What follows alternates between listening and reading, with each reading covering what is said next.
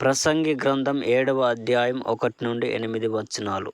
సుగంధ తైలం కంటే మంచి పేరు మేలు, ఒకని జన్మదినం కంటే మరణదినమే మేలు. విందు జరుగుచున్న ఇంటికి పోవుట కంటే ప్రలాపించుచున్న వారి ఇంటికి పోవుట మేలు. ఏలయనగా మరణం అందరికినీ వచ్చును, గనుక బ్రతుకువారు దానిని మనసున పెట్టుదురు.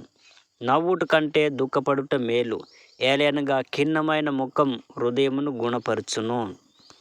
జ్ఞానుల మనసు ప్రలాపించు వారి ఇంటి మీద నుండును, అయితే బుద్ధిహీనుల తలంపు సంతోషించు వారి మధ్య నుండును.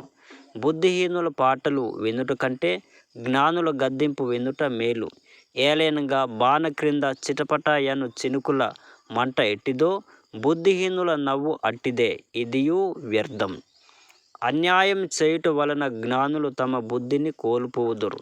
లంచం పుచ్చుకొనుట చేత మనసు చెడును. కార్యారంభం కంటే కార్యాంతం మేలు, అహంకారం గల వాని కంటే శాంతం గలవాడు శ్రేష్ఠుడు.